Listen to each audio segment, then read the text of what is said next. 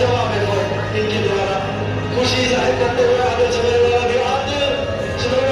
खुशी पूरा भारत जाहिर करता हुआ नीरज चोपड़ा ये पहला प्यार बना दिया है आपने भारतीय इतिहास में और अब मुख्य में बजेगी ओलंपिक नेशनल स्टेडियम में भारतीय नेशनल एंथम। और आपसे मीडिया वालों को भी बहुत बहुत धन्यवाद कि आप सब आए और मैं थैंक यू करता हूँ federation of India, side tops, Indian army और मेरे स्पॉन्सर थे स्पोर्ट्स का जिन्होंने हमेशा मेरा साथ किया और आप सभी की सपोर्ट से ही मैं वहाँ तक पहुँचा हूँ। और मुझे लगता है कि जो सबसे मुश्किल टाइम आया था बीच में कोरोना के टाइम था और मैं थैंक यू करता हूँ एनएस के स्टाफ का भी उन्होंने भी हमारा हर टाइम पे सहयोग किया। उसकी वजह से मतलब हमें कभी भी ऐसे फील नहीं हुआ कि कोरोना की वजह से हमको कुछ प्रॉब्लम आ रही है। हमारा खाना, हमारे डाइट और जो भी रिकवरी का एनएस पे सब कुछ खुला रहा और बहुत ही अच्छे तरीके से वहाँ पे उन्होंने मेंटेन किया। तो वही उसी का कारण है कि हमारी परफॉर्मेंस अच्छी आई। और मुझे लगता है कि जो अभी बाद में कॉम्पिटिशन हुए थे हमारी ग्रांड प्रिक्स मैं तो नहीं खेला लेकिन हमारे कई एथलीट्स जो क्वालिफाई नहीं थे तो वो एक ऐसे मुश्किल टाइम पे जो एक फेडरेशन ने जो कॉम्पिटिशन करवाया था वो बहुत ही जरूरी था। उसकी वजह से हमारे काफी एथलीट्स ने क्वालिफाई किया और वहाँ पर अपनी बेस्ट परफॉर्मेंस दे सके। तो thank you so much.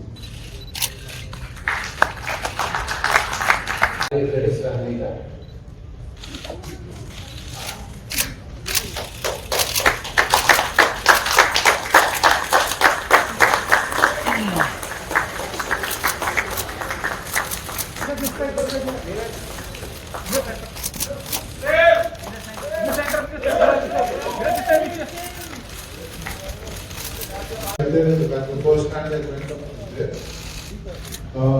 Is that Deepak Singh from PTI? Deepak, you please identify the person you want the question to so that we can pass the mic. Rahul थोड़ा सा मैं थोड़ा सा आपको 2015-16 के बारे में पूछना चाहता हूँ। आपको नेशनल गेम्स में 2015 में फिर पोजीशन आया था, उसके बाद आपको नेशनल गेम्स में आ गए। Then at the end of that selection आपको 84 हुआ। Then आप साउथ एशियन गेम्स में 82 जो नेशनल गेम्स के बाद जो मुझे नेशनल कैंप में लिया गया तो वो मेरे लिए बहुत ही मेरे लाइफ का एकदम चेंज था स्पोर्ट्स कैरियर में, क्योंकि उससे पहले हम खुद खाना बनाते थे और हमारे पास जल भी थोड़े ऊपर क्वालिटी के नहीं थे। तो हम ट्रेनिंग अच्छे से करते हैं लेकिन जो फैसिलिटी होती है वो मुझे नेशनल कैंप में आने के बाद ही मिली। जो एथलीट की डाइट होती है और सबसे बड़ी बात है कि वहाँ पे जो मेरे सभी सीनियर एथलीट्स थे उनको देख के एक जो मोटिवेशन मिलता था और एक जो फीलिंग थी वहाँ पे जाके कि मैं अब अपनी इंडिया के सबसे बेस्ट एथलीट्स के बीच में ट्रेनिंग कर रहा हूँ, वो एक बहुत ही अलग फीलिंग थी। उसके बाद ही जो एक ट्रेनिंग और जो स्पोर्ट्स का एक अलग से मेरे अंदर नजर आया वो बिल्कुल अलग था। तो बस अभी मेरे को फैसिलिटी मिल गई थी, बस मुझे फिर अपना हार्ड वर्क करना था और मैंने वो किया और उसके बाद रिजल्ट वाले ने अपने आप दे दिया। Thank you, Deepak. Thank you, Deepak. आपने शायद पहली बार आपने मुझे बताया था शायद इसी गेम्स का टाइम बनाया गया था तो आपका सबसे पहले मैसेज आया था मुझे और बहुत ही खुशी की बात है।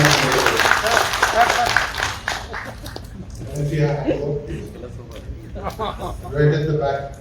मतलब गोल्ड तो जीत लिया, मतलब मेरे को पता नहीं मैंने क्या कर दिया है।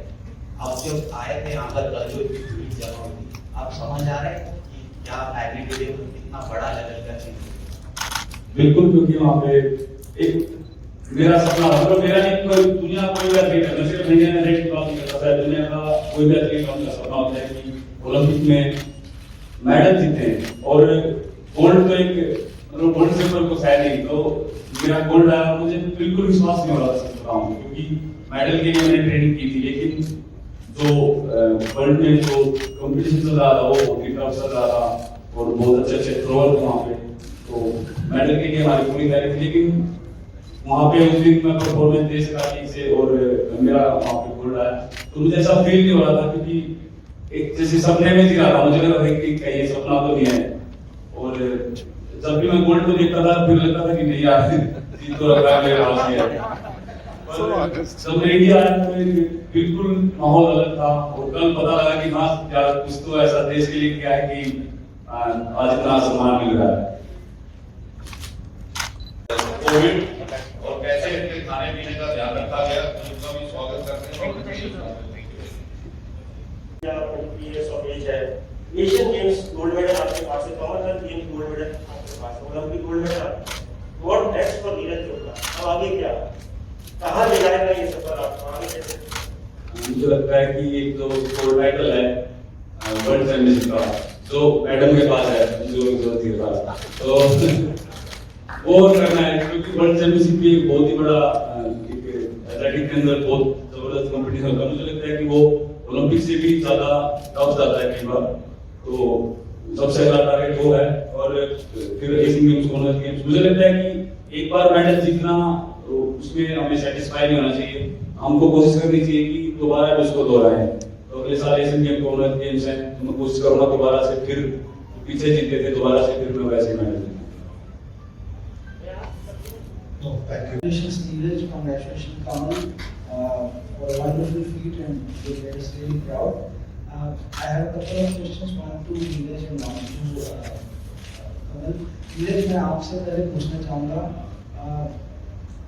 आपने लास्ट थ्रो जो था आपका 6th थ्रो, उसके बारे में आपने कुछ बोला था कि मैं एकदम ब्लैंक हो गया था, क्योंकि शायद आपको मालूम था कि शायद क्या कंफर्म ही था कि गोल्ड हो चुका है, बट उस रनवे पे जो आपकी माइंडसेट था उस टाइम पे, क्योंकि आपको मालूम था बैक ऑफ द माइंड कि गोल्ड हो चुका है, उसको अगर थोड़ा सा एक्सप्लेन करेंगे डिटेल में तो बहुत अच्छा लगेगा।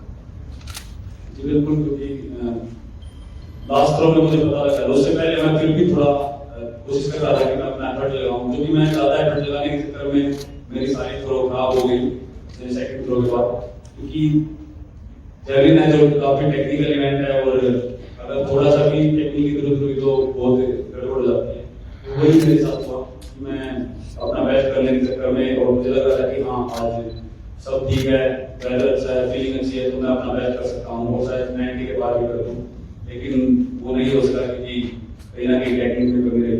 लेकिन लास्ट थ्रो में जब मुझे पता लगा कि हाँ मेरा गोल्ड कंफर्म हो गया है, और मैं जब थ्रो करने के लिए जा रहा था तो समझ में नहीं आ रहा था क्या करूँ। वैसे मैं जब रन में खड़ा होता हूँ तो मेरा पूरा कंसंट्रेट थ्रो होता है, लेकिन उस टाइम जो था एक माइंड में एक चीज आ रही थी कि गोल्ड कंफर्म हो गया, मैं बस ऐसे थ्रो में भागा और मैंने थ्रो कर दिया, लेकिन वो थ्रो जो बीच में सारे थ्रो थे उनसे काफी अच्छा था, वो शायद 84 उसका, तो बस वो सिर्फ थ्रो में क्या मैंने कुछ ज्यादा उसमें ऐसे माइंड में नहीं कितना एफर्ट लगाया। तो वापस आके जब गाड़ी ने चेस कर रही थी आपको, तो आपको कैसे just one second, No follow, please.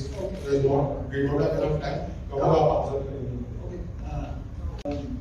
और आपने अनप्रेसिडेंटली बहुत अच्छा किया, आप फाइनल में पहुंची, अनफॉर्चुनेटली मेडल नहीं आया, बट आपको राखी मैम गाइड भी कर रही थी, स्टैंड्स में वो फोन कर रही थी, मुझे आपको गाइड कर रहे थे, तो उसको थोड़ा सा एक्सप्लेन करिए कि उस मोमेंट पे क्या आपको इंस्ट्रक्शंस आ रही थी क्वालिफाइंग फेज में?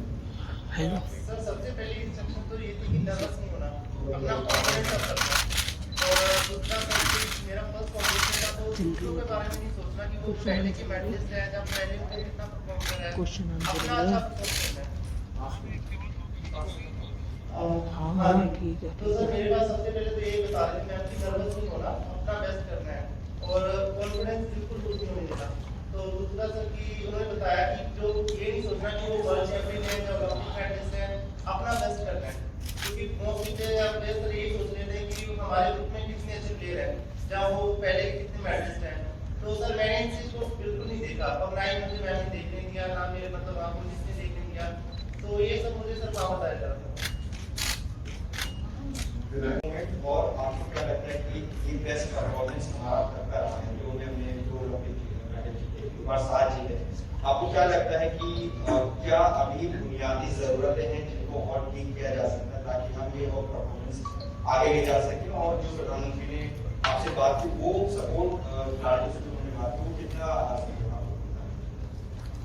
बहुत अच्छा लगा जी, क्योंकि खिलाड़ी वहाँ पे खेल रहा है और प्रधानमंत्री उनको मतलब उनसे बात कर रहे हैं हमारे टीम होने के बाद। तो उन्होंने सिर्फ उनसे ही नहीं, बाकी मेडलिस्ट को और वुमेन हॉकी टीम से ही बात की जिन्होंने मेडल जीता है कि बहुत ही अच्छी परफॉर्मेंस वहाँ पे थी।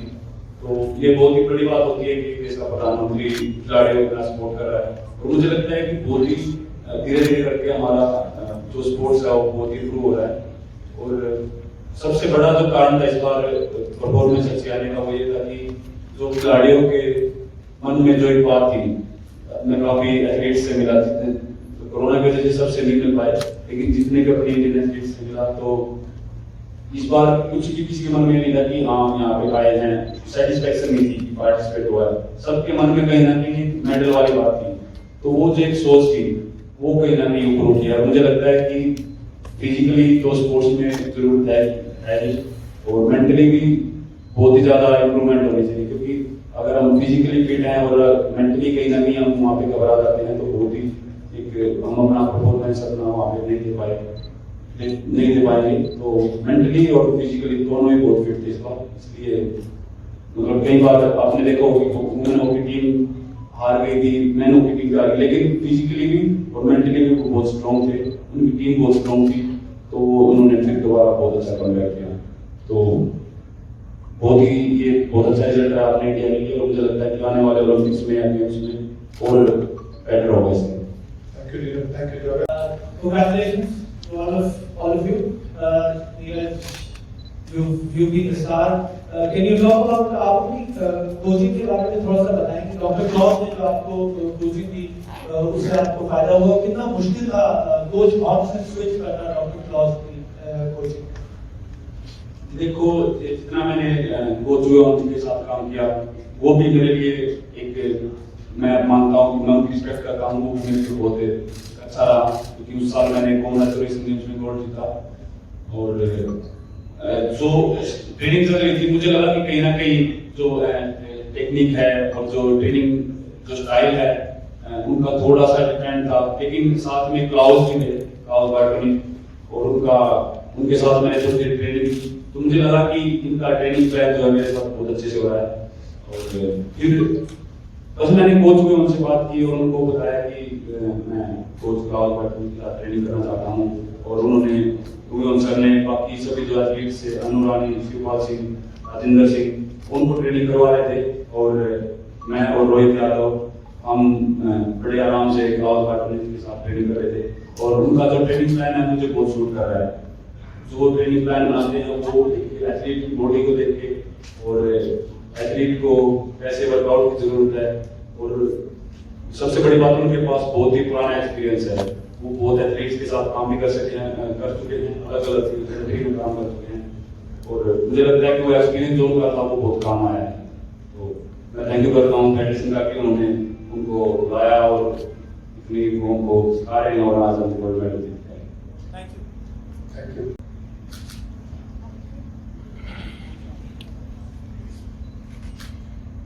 नीरज, मेरा एक सवाल है। कई एथलीट वर्ल्ड में खासकर टेनिस जैसे स्पोर्ट में टोक्यो जाने के पहले उन्होंने निर्णय नहीं रहे।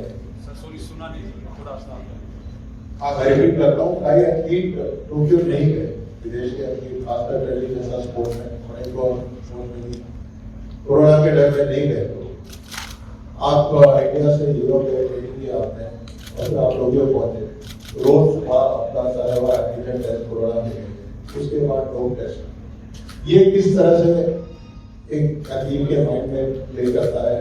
कुछ बताएंगे कि कैसा मेंटली रोज सुबह ये टेस्ट दे रहा है, रोज सुबह वो टेस्ट दे रहा है, उसके अलावा जो असली परीक्षा है वो कैसा है?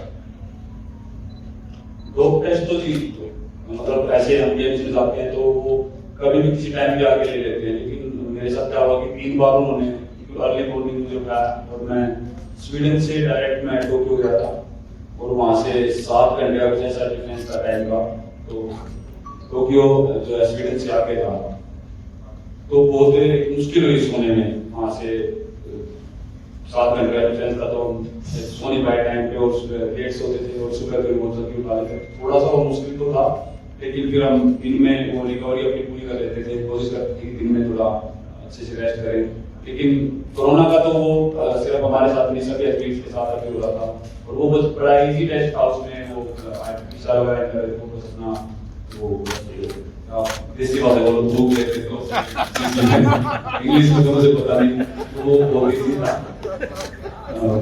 तो थोड़ा सा बस कोरोना की वजह से थोड़ी मुश्किल आ रही, लेकिन कई एथलीट्स को ओलंपिक छोड़ना ही पड़ा और बिल्कुल वहाँ पे यूएस का पोल वाल्टर था, वो बिल्कुल एथलेटिक्स शुरू होने से पहले ही वो पॉजिटिव आ गए और बहुत अच्छे पोल वाल्टर थे। तो कई एथलीट्स को दिक्कत आई और माइंड में बस कहीं ना कहीं ये था कि केयर रखनी है, कहीं हमारे साथ भी ऐसा ना हो जाए, बस ये थोड़ा डर था। बाकी तो अपना पूरा फोकस अपनी परफॉर्मेंस पे था। Thank you, thank you, thank you. Final में और कोच ने भी और आपने भी बोला है कि टेक्निक का सब ठीक किया था, लेकिन इस टेक्निक को और अगर आगे इम्प्रूव करने के लिए आपको क्या करना है, कैसे अपनी टेक्निक और इम्प्रूव करनी है, किस चीज में करनी है ताकि बेहतर जो आप सब बोलते हैं कि डब्ल्यू मीटर आगे ट्रेनिंग में कुछ क्या होगा वो कंसिस्टेंटली परफॉर्मेंस अच्छी आती है। देखो मुझे लगता है कि जो 90 मीटर की जो रैली है वो मेरी 30 बार, और वो मैं बोलना चाहूँगा कि मैं पिछले कुछ सालों में भी मैं उसके आसपास हूँ। और जैवलिन एक ऐसी चीज है कि अगर आप थोड़ा सा भी अगर सही तरीके से उसको एक सही एंगल पे थ्रो कर दो और थोड़ा टेक्निक ठीक रहे तो वो 2-3 मीटर तक चली जाती है। तो मैं अभी करीब 90 मीटर के, और बस मुझे थोड़ा सा ध्यान देना है अपनी कुछ एंगल ऑफ रिलीज पे और थोड़ा टेक्निक पे, वो मैं कोच के साथ बात करके उस चीज को हम प्लान करके अच्छे से करेंगे। इस साल में नहीं कर पाया क्योंकि मेरा बहुत एक मैं सोच रहा था कि मैं इस साल कर दूंगा और बहुत मेहनत है इसके लिए, लेकिन मैं मानता हूँ कि अगर चलो 90 मीटर नहीं हो पाया, लेकिन जो सबसे जरूरी चीज थी ओलंपिक मेडल और वो गोल्ड मिला है, तो मैं इस चीज से काफी खुश हूँ। और 90 मीटर का बिल्कुल मेरा एक बहुत वो भी एक सपना है और वो मैं जरूर पूरा करूंगा। Thank you Neeru, thank you Neeraj. निशान है जैवलिन को याद रखने का, आपकी उपलब्धि को याद रखने का एक बहुत शानदार तरीका है, आप क्या समझते हैं? मैं बिल्कुल ये सुन के बहुत ही अच्छा लगा। मैं सबसे पहले धन्यवाद बोलूँगा का भी हो रहा था कि उन्होंने एक ऐसी चीज मेरे टीम को ऐसा बनाया, और मैं मानता हूँ कि मैं अपने आप को बहुत एक भाग्यशाली मानता हूँ कि मैं इंडियन स्पोर्ट्स में एथलेटिक्स में खासकर जैवलिन थ्रो में मैं वो ऐसा बन पाया कि बाकी जो बच्चे गेम में आना चाहते हैं और उनको ये सोचने का वो नहीं मिला कि क्या पता नहीं हमारा इसमें कैसा होगा या फिर हम क्या कर पाएंगे, क्योंकि उनको भी सर ने बताया कि अभी कंपटीशन होंगे, जैवलिन भी मिलेगी, सभी फैसिलिटी मिलेगी। तो मैं बहुत खुश हूँ जी मैं कि जो बच्चे करना चाहते हैं उनके काम आया, और मुझे बहुत खुशी होगी कि और हमारे जो जूनियर एथलीट हैं वो निकल के आए और ज़्यादा हमारे देश के मेडल आए। Thank you, thank you. Before we close can I ask जो वो थर्ड थ्रो के लिए जा रहे थे तो आप सारी भारतीय स्पोर्ट्समैनशिप देखने में कहाँ जा बेहतर के बारे में आप क्या कहेंगे? मैं ये बोलना चाहूँगा कि देखो हमारा गोल्ड आया वो बहुत अच्छी बात है, लेकिन जो एक सच में जो एक बहुत अच्छा एथलीट है इस बीच टाइम का जोनास वेटर, तो जैन रजनी के बाद जो सेकंड नंबर पे चल रहा है और मेरा अच्छा दोस्त है और बहुत ही एक अच्छा एथलीट भी है, और कोई शक नहीं है उसने जो इस साल परफॉर्मेंस दी और पिछले साल परफॉर्मेंस दी है वो उसको ऐसा बोल नहीं सकते कि भाई एक बहुत जबरदस्त परफॉर्मेंस है। इतनी अच्छी सीरीज जैन रजनी की भी रही है जिसने 98 मीटर लगा है। इस साल बैटर ने सबसे ज्यादा 90 मीटर थ्रो किए हैं और किसी एथलीट ने 90 मीटर तक थ्रो किया, उसने कम से कम भी 6-7 कंपटीशन में 90 से प्लस किए हैं। तो मैं बोलना चाहूँगा कि अपने आप लोग कहीं ना कहीं बोल रहे हैं कि हमारे इंडिया का एथलीट है और हमने गोल्ड जीत लिया है, आप बोल रहे थे कि नहीं हरा पाएगा अंग्रेजों को। तो मुझे बोल रहा है कि अपने जो देश के लोगों को उस एथलीट को रिस्पेक्ट देनी चाहिए, क्योंकि वो मैं खुद उसकी बहुत ज़्यादा रिस्पेक्ट करता हूँ। और मुझे लगता है कि ये बहुत ही अच्छी बात है कि अब हम अपने देश के साथ साथ जो दूसरे देश के एथलीट्स हैं हम सब कुछ समझे, स्पोर्ट्स को समझे कि स्पोर्ट्स का चीज़ है, और सबसे पहले रिस्पेक्ट होती है, हम उसको रिस्पेक्ट दें, क्योंकि मुझे लगता है कि एक आपस में मिलकर चलना बहुत ही जरूरी है। और मैं यही बोलना चाहूँगा कि उनके बारे में कहीं ना कहीं उनका शायद दिन नहीं था या फिर वो बहुत ज़्यादा उन्होंने कॉम्पिटिशन खेल लिए थे, कि उन्होंने बहुत ज़्यादा परफॉर्मेंस भी उन्होंने लास्ट करके जो भी फॉर्म थी वो कहीं ना कहीं उनकी टेक्निक थी वो हमको नहीं पता रहे थे। पर मैं चाहूँगा कि उसको उस एथलीट को रिस्पेक्ट मिलनी चाहिए क्योंकि वो बहुत अच्छा एथलीट है। यार थोड़ा अब आप लोग आए मैडम अनन्या जी आप लोग आए मैम थोड़ा सा पीछे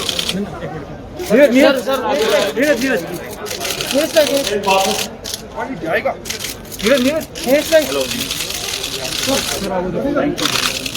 नीरज एक बार टर्न करके आ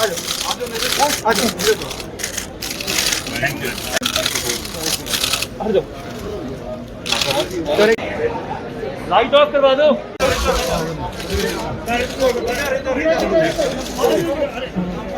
नीरज